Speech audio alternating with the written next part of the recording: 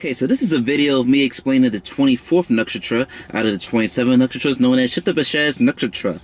This is a nakshatra that falls in between 6.40 degrees of Aquarius to 20 degrees of Aquarius. The deity that rules this is known as Varuna. The symbolism associated with this nakshatra is essentially an empty circle, or like a empty circle with like a cluster and hundreds of stars within it.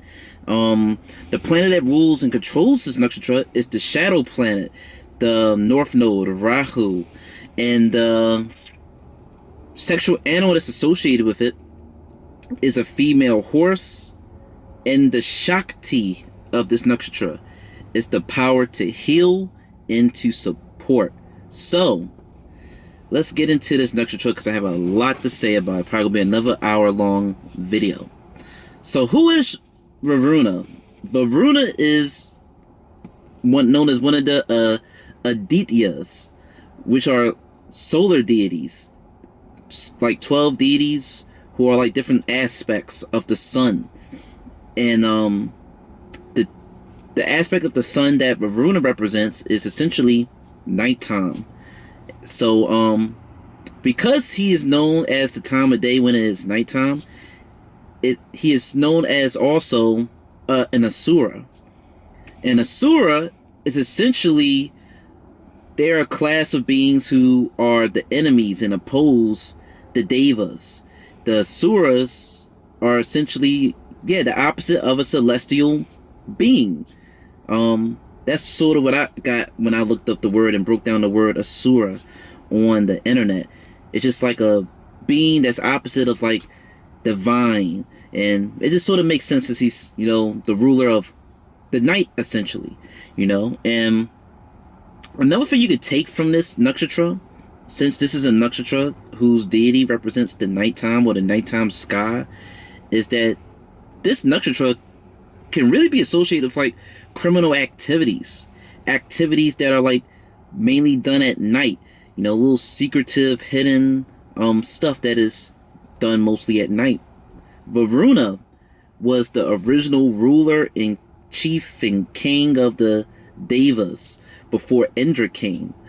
And in Varuna, to my understanding, he was the chief, and he also was the judge. He judged the souls and decided what happened to them and where they went when they died. He took this position before Yama became the ruler of death and decide where souls went. Varuna did it all. And Varuna, he is portrayed with a noose, a lasso or a noose or whatever, to capture souls and stuff and judge them and whatnot.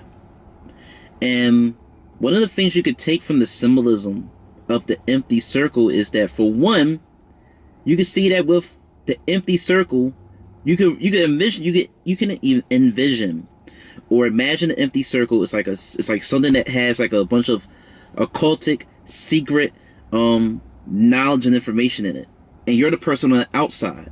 The Shatabhisha nakshatra can just represent people who want to get through that empty circle. They want to uncover and break through what is guarded, break through what is secretive, and uncover this secret, sacred information. Because you got to remember, this is a Rahu ruled nakshatra. Rahu, he is sort of very ambitious in a sense. And another way you can view the empty circle is that you can see that with the empty circle, you can imagine yourself being already within it. You can see that your obsession with wanting to explore secretive and hidden information, whatever you're obsessed about, whatever your interests are, they could end up, in fact, isolating you from the people around you.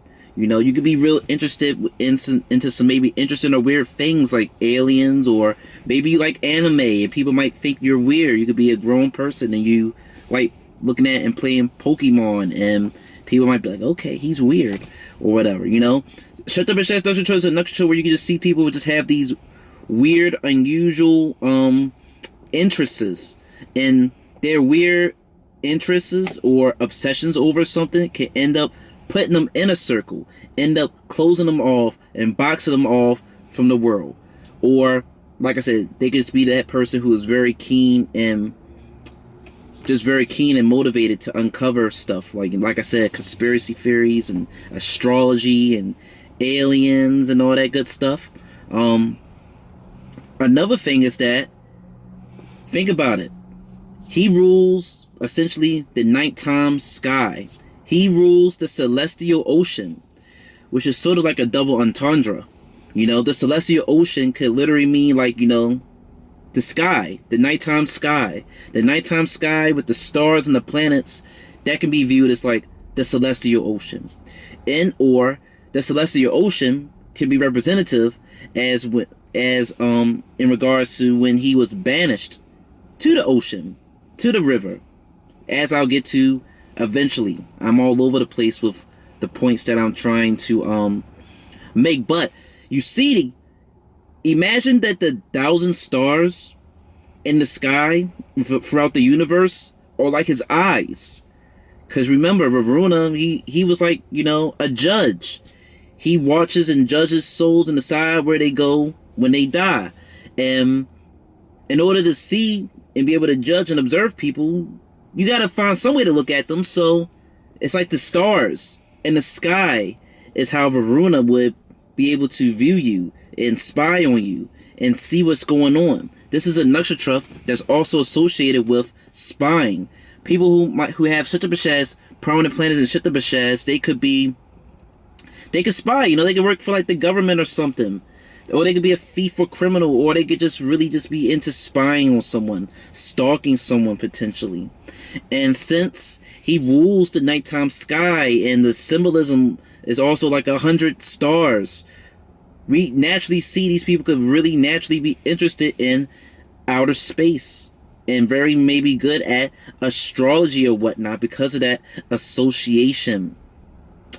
And I think that's all I got for the most part when it comes to the symbolism. You just see that. So now we're going to get into stories in regarding Varuna.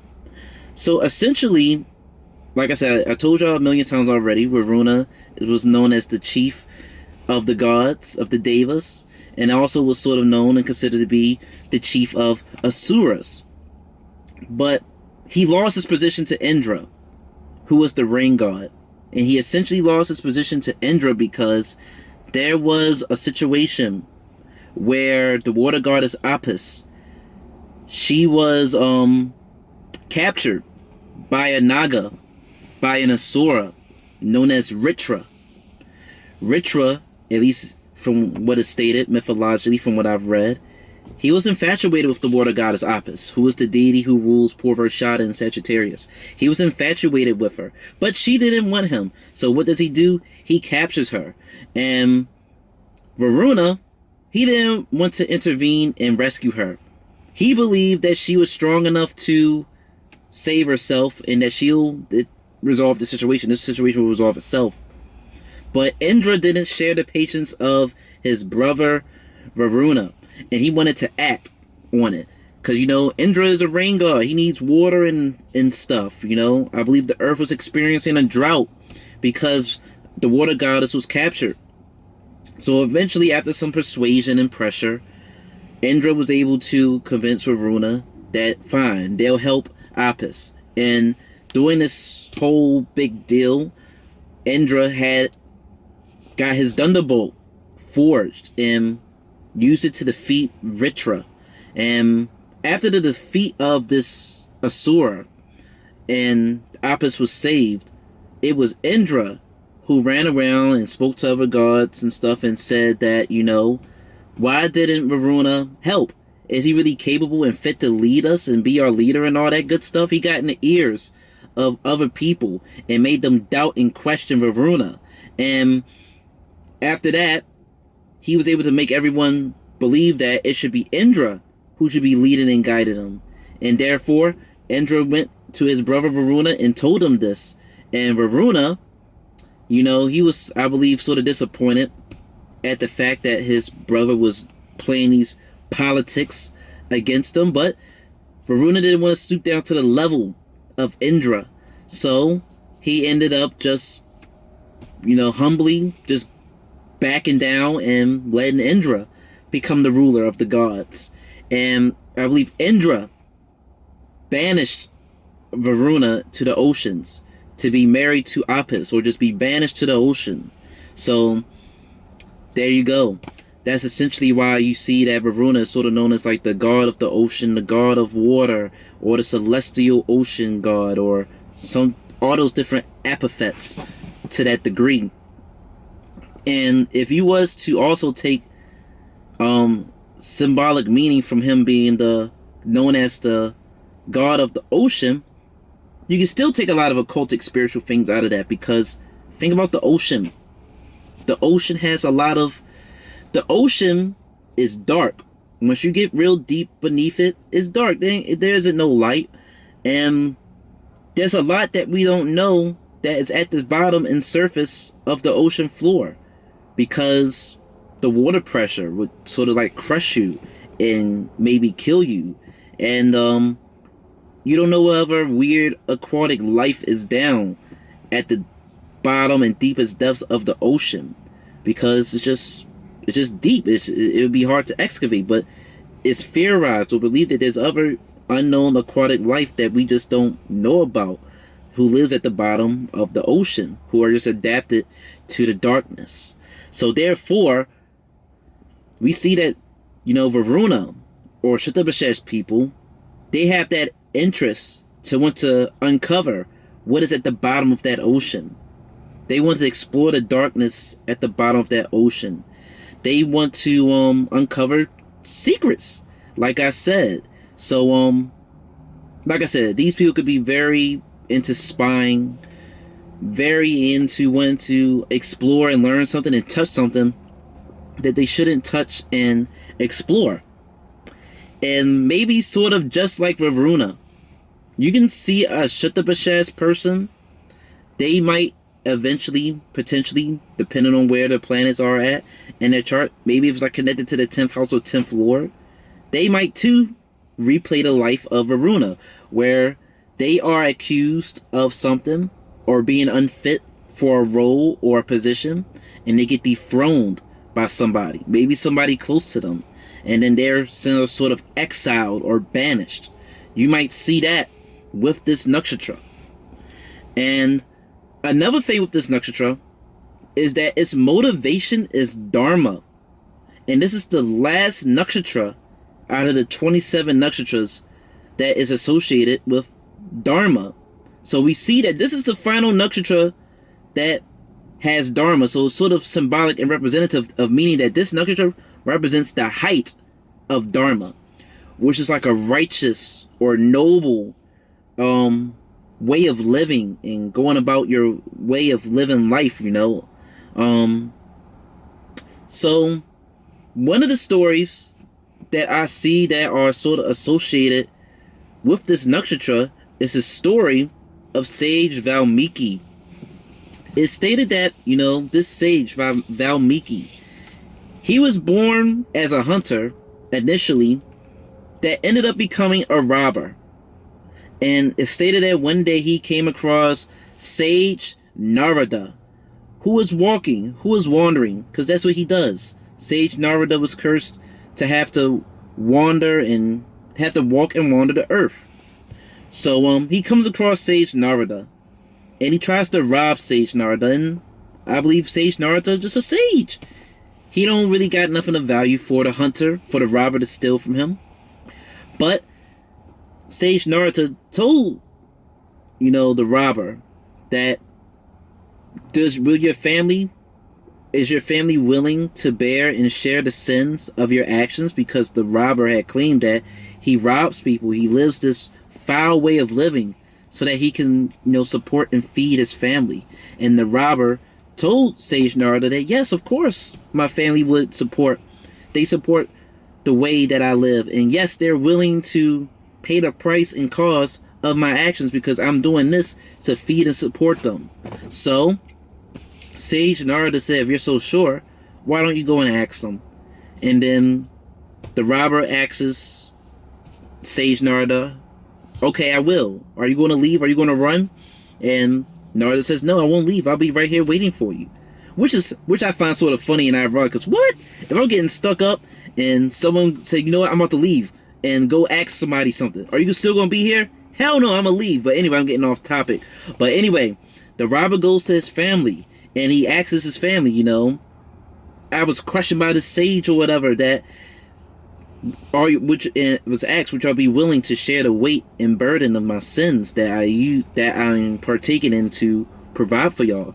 And his family, his wife, essentially said to some effect that, no, we're not willing to go down for you and your illegal activities that you use to provide for us, because no one told you to go and live the way that you're living. No one told you to go robbing and sticking up people. There's other ways you can go and bring about money, but yeah. So if you want to go and rob people, do that. But we're not falling with you if something happens and stuff. And the robber, he was hurt. He was angry. Felt his family was selfish and ungrateful. That he's out here doing these illegal activities to provide a living and food for them. And they're not willing to fall with him if something happens to him. So it was right then and there that the robber goes to Sage Narada and he asks him, oh man, what do I do? I have been living a real foul, messed up way of living. What do I do? I see the errors of my way. And essentially Sage Narada told Valmiki, his name wasn't Valmiki at this point, but I forgot the original name of Valmiki, but it was stated that the robber asked Valmiki, the robber asked Sage Narada, what do I do? And Sage Narada told him to just simply chant and repeat this mantra over and over again. And by the time that I walk back around to the same place, whenever I, done taking my long voyage around the earth and come back to the same spot, your sins and all that stuff, they should be forgiven. You should be good. So that is what that's what the robber did. He sat, meditated, and just kept repeating this mantra over and over again. Now, based upon some books that I've read, and when I look up on the internet, the mantra that he initially starts off saying, it sort of varies. But essentially, I'm just take what I just seen from Wikipedia real quick. But it stated that the first mantra, the initial mantra that Narada wanted the robber to repeat was the word Mara, which is supposed to mean die, apparently. So he kept chanting the word Mara, Mara, Mara. And after several years, the word Mara transformed into Rama. And from what I Googled and to my understanding, Rama means to be pleasing or something. To something to that extent, it means pleasing. And also, Rama is the name of the seventh major incarnation of Vishnu. And yes, after so many years of chanting Mara, it's like his words sort of slurred and changed into Rama because they sound similar. And after a while, by the time Sage Narada came back to the robber, and he was still chanting the words Rama, Rama, Rama, there was an anthill that had formed around him because so much time has passed. And that was when the robber was named Valmiki, which name means like anthill or something. I know I'm a bad historian and stuff. I'm just trying to interpret in a way that y'all can understand it. But his name was changed to Valmiki after Sage Narada found him with an anthill surrounded by him. And it's also stated that after he was chanting Rama for so long, he had a prophetic vision of the life of the seventh major incarnation of Vishnu, who was Rama. And he had this great vision of his whole life, and he ended up writing it in a great epic known as the Ramayana. Yeah, known as the Ramayana. And yeah, that's sort of the life of Sage Valmiki. So what can you take from this, from what I just told you, with this being the last nakshatra associated with Dharma? You see that this is a nakshatra where people can, and maybe initially, start off at the wrong path in life, but they're capable of great radical changes. They're capable of great radical changes into something, benefic, into something dharmic. Like I said, this is a deity who represents the nighttime sky, and stereotypically a lot of, criminal activities and robberies and stuff is sort of associated with the nighttime, associated with the darkness. So we see that with these people, you can maybe initially start living a very foul way of living, but it's like almost never too late to make a change and just change your whole life and live something better. And another perfect example of this is by looking at what is this, the nakshatra that rules and controls this. The planet that rules and controls this nakshatra is Rahu, the shadow planet. And all of the grahas, all of the planets, they are associated with an incarnation of Vishnu. And Rahu is associated with the third major incarnation of Vishnu, which is known as the Varaha incarnation, which is the incarnation of Vishnu as this wild boar. So yeah, from that point you see why Rahu is associated with pigs and pork. But if you know anything about that third major incarnation of Vishnu as the wild boar, essentially Vishnu incarnates as this boar, and as this boar, he goes and he saves the earth, because apparently the earth has been drowned. It has been sunk. It has sunk into some water, or sunk into some celestial water, thanks to some demon. And Vishnu, in the form of this boar, he kills and defeats this demon, and he saves and rescues Earth from being drowned. And after he saved the Earth from being drowned, he was rewarded by the Earth with a child. So you see that you could be like Rahu, the Asura, who initially stole the Soma, stole the Amrita, stole the elixir, and gained immortality.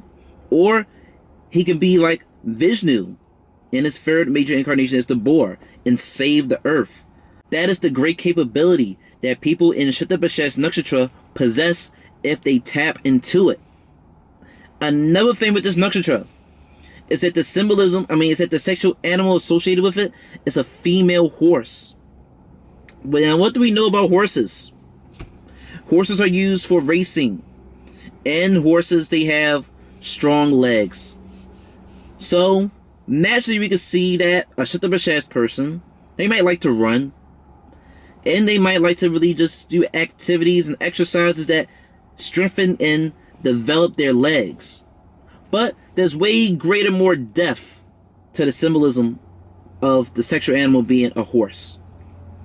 Surya, the sun god, he is on a chariot that is being pulled by 7 horses.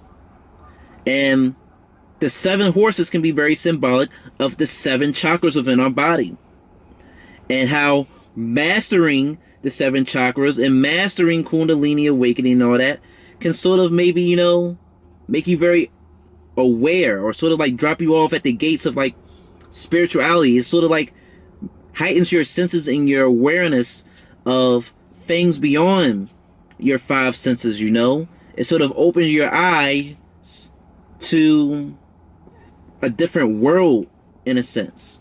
So, and also the horses can be representative of desires.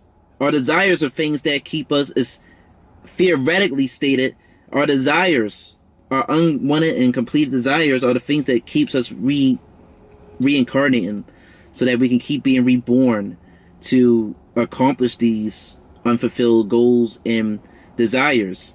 And the horses can just be representative of either you being pulled and not being able to control your desires, or on a higher note, it can represent you having mastery and control over your desires. So one thing you can see, as I stated before, with Shatabhisha, is that You know, they could have desire to want to keep learning and discovering occultic secret things. And maybe their desire to want to pry and dig and uncover things can maybe lead them into some trouble to extent, you know, because you can want to maybe be a computer hacker and break into bank accounts. Or maybe you want to be a detective and do something better and noble. So a Shatabhisha person needs to be able to control their desires and utilize them for something higher and better in a sense. And another thing with this nakshatra is that it's associated with healing, because Varuna is this is known also as a healing nakshatra. Because think about it, Varuna is he was the king of the gods, the ruler of the devas, and he also carried a noose. He was a judge, jury, and executioner. So he could judge souls and take life. But he's also sort of capable of healing and restoring life, because he was banished to the ocean. He was banished to the water. Water could be very nourishing and revitalizing. And also, this is a nakshatra that falls in Aquarius. And the Vedic name, the sidereal name of Aquarius is Kumbha. And to my understanding, the word Kumbha means like a pot. And what is the symbolism of Aquarius? The symbolism of Aquarius is a person pouring, you know, a pot that has like water or whatever coming out of it. Now you can connect all these dots and you can associate that pot of stuff coming out of it is indeed the soma, is indeed this elixir of the gods, of the devas. So we can see that Varuna naturally would be in possession, or one of the people who was in possession or had access to the soma, this elixir that revitalizes and strengthens the devas, strengthens the gods. So you see he has the ability to give you the soma, to heal you, or he could be the one to take your life with the noose, or something of that nature to a degree. So he possesses life and death. It's stated that illnesses and poisons that are initiated when the moon is transiting this nakshatra are hard to overcome, and that in a sense you yourself might have to face 100 healers or 100 physicians to overcome an illness or something that has initiated when the moon is transiting Shatabhisha. Because the name Shatabhisha means, like, you know, 100 healers or 100 physicians. So this is where they get the little idea that, you know, if you get sick when the moon is transiting this nakshatra, that you probably have to face 100 physicians, you know, in order to overcome whatever illness that you have acquired during this time. And yes, I forgot where I was going with this, but yeah, you see the great healing capability associated with this nakshatra. And what else with the horse? The horse can be symbolic and associated with Madhu Vidya. Madhu Vidya means like divine honey bliss knowledge. Because if you remember, the other horse root nakshatra is the first nakshatra, Ashwini, with the Ashwin Kumar brothers. Their symbolism and the sexual animal associated with it is a male horse. And they was two hailing twin brothers. And they went to the sage Dadichi, or Dadichi, who was a sage who had the ability to teach them some sacred occultic technique that was very similar to Soma, that could, you know, sort of heal people or revitalize people. And this sage, as I went into great details in my Shrini Nakshatra video, and I believe also in my Jaisha video, Indra told this sage, if you teach this technique to anybody, I'll cut your head off. So the Ashwin Kumar brothers, they go to the sage, they want to learn it. He turns them down because of what Indra told him. But he said, look, if you teach us this technique, we can simply, you know, heal your head back on. You know, we'll do this technique and will remove your head and put the head of a horse on you. That way when Indra comes, he'll cut the horse head off and we can just return your real head and put it on your body. And but yeah, the technique that was stated to be given to the Ashwini Kumar brothers by Dadiji, who had now the head of a horse at this time, it was known as the Madhu Vidya, which translates into divine or honey blissful knowledge. So from that little story that I just ran through, you can see that the horse is sort of associated with like divine knowledge, or like the crown chakra or whatever.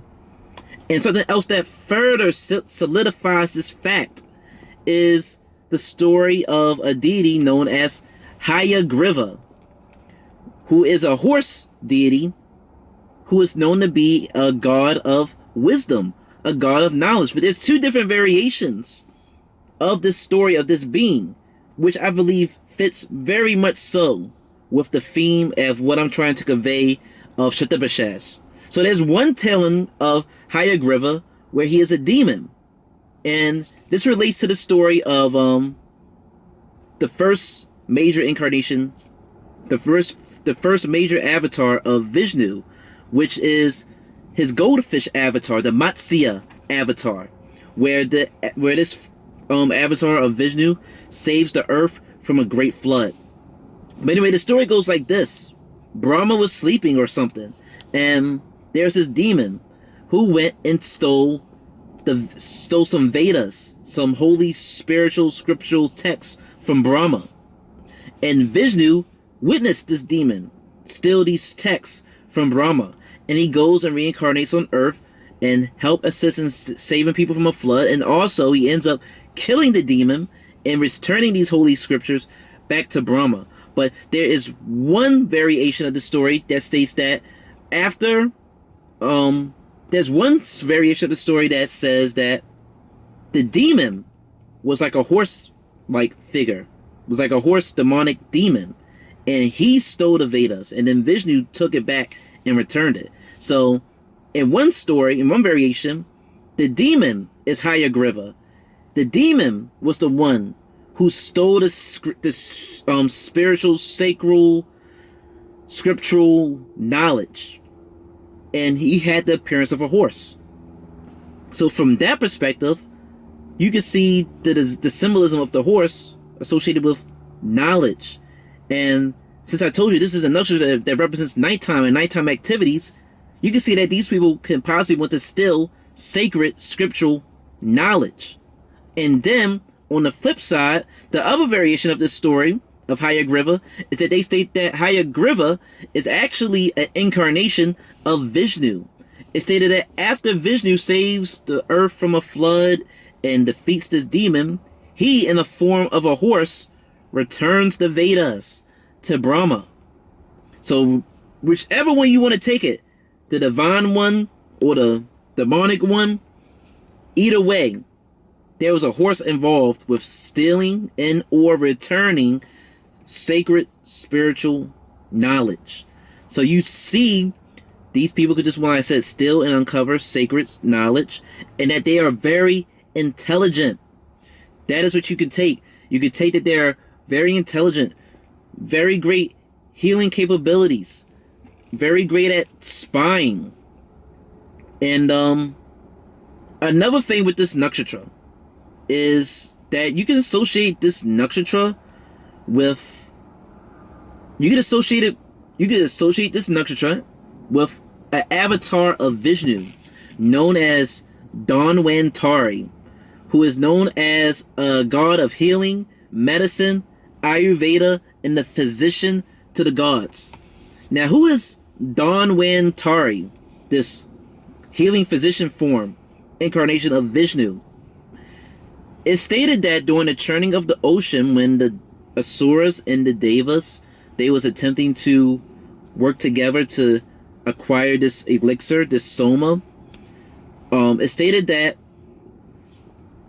when the elixir came out, that this incarnation of Vishnu formed out of the ocean, known as Dhanvantari, and he was in possession of the soma. He was in possession of the elixir, and then all hell broke loose and all that good stuff.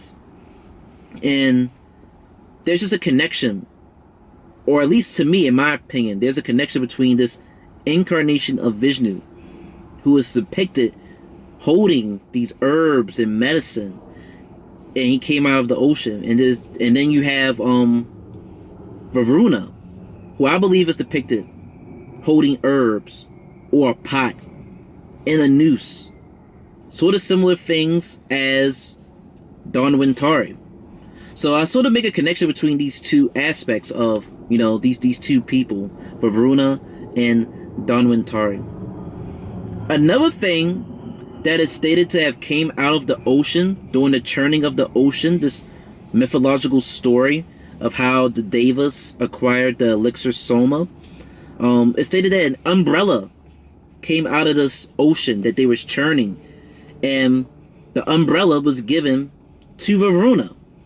Now, what is so special about this damn umbrella? Why am I mentioning an umbrella?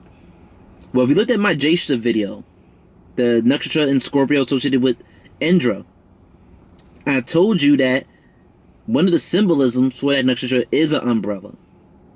And you can use an umbrella to protect yourself or to protect other people. And you use an umbrella to protect yourself from rain, from the natural elements of the earth or of the universe. So, Varuna was a leader, the leader and ruler in chief of the gods, of the Asuras. Of the Devas. So, in a sense, the umbrella is symbolic in many ways. The umbrella is symbolic in one aspect, that these people can dibble and dabble into occultic, secretive measures in order to learn stuff, occultic stuff, or maybe scientific things that can protect them from powerful forces, you know? Or these people can be a great leader and want to use their umbrella to shield and protect other people, protect their people from maybe, you know, powerful forces or whatnot. So they can use the umbrella to protect themselves from maybe powerful forces, or use the umbrella to protect other people, people who they rule and lead from negative, powerful forces, in a sense. So that is sort of the symbolism right there of Varuna being gifted an umbrella, to my understanding, during the churning of the ocean. And I believe also the bird associated with this nakshatra, because there's birds associated with nakshatras, the bird associated with this nakshatra is a raven. And when I looked up ravens and stuff, or birds in general, it stated that, you know, basically a raven and or a crow, they're like the two smartest, one of the two debatable two smartest birds in the world, the two most intelligent birds in the world. Apparently they are part of the same family, and that their intellect is on par or rivals that of a monkey or of a dolphin. And those are very intelligent animals, you know. So ravens and crows are very intelligent. A raven is sort of symbolic of like evil omens associated with like death, which sort of furthermore goes with the theme that, you know, he was in charge of deciding who dies and where they go, and how he was known as the chief of Asuras, who are the demons, and how he's associated with the nighttime sky, which is where a bunch of secret, hidden, criminal activities take place. But that's sort of like a bad reputation that crows and ravens adopt just by default. That just because they're black, they just have these natural negative stereotypes to them. So this further goes along with what I say, where, you know, maybe a Shatabhisha person, they can start off living a negative life, but it can also change it around. Or maybe they might inherit a bad reputation, a negative stereotype, and then they might prove people wrong and go against and change that negative stereotype, or to some extent. But regardless, ravens and crows, they're very sharp, intelligent birds. So you can associate their intelligence with the intelligence of this nakshatra. And also, What else? Because I'm looking at my notes, because I got a lot of notes associated with this nakshatra. The tree associated with this nakshatra is a kadamba tree. A kadamba tree has medicinal properties, and it has medicinal properties in it, such as treating poisonous bites, muscular pain, bronchial issues, and other stuff. So the tree associated with this nakshatra has medicinal qualities to it, which further highlights the healing qualities of this nakshatra. Yet again, the raven is the bird associated with it, which is like symbolic of death and negative omens. And then the tree associated with it has, you know, healing properties to it. So you see that healing quality and that life-taking quality, that healing quality and that criminal quality associated with this nakshatra. You see that duality associated with this nakshatra. And I'm just making sure I'm not missing nothing else, which is why I'm looking at my phone for my notes and stuff. Also, there we go. Varuna travels on a Makara. A Makara is essentially like this divine reptile, crocodile type of I don't know, monster or creature. But essentially, to modernize it, to make it practical, he rides a mythical crocodile. So what did I do? I did research and looked up things about, or interesting facts about, crocodiles. So, what do we know about crocodiles from what I've researched that I found that might stick out with this nakshatra? Crocodiles only eat meat, which sort of associates along with Rahu, because Rahu is associated with pork and pigs and all that good stuff. So, Shatabhisha people, they can become great big meat eaters. Crocodiles, apparently, they are very active at night. They have great night vision. So that goes along with the criminal activities. These people can you could probably experience a lot of people with Shatabhisha placements or ascendants. They might be very active at night. They probably stay up all night doing something. Stay up all night researching something. Or just do stuff at night. They hunt at night. They have great night vision. That's what crocodiles have. Crocodiles are also capable of sleeping with one eye open. So what does that show you? You can't really sneak up on a Shatabhisha person. You can't really surprise them. You know, you think that you got the drop on them, but they're ahead of you. They see you coming. So that can go along with their intellect. Or if them spying. The 100 stars in the sky, they see everything. So you can't really maybe surprise a Shatabhisha person.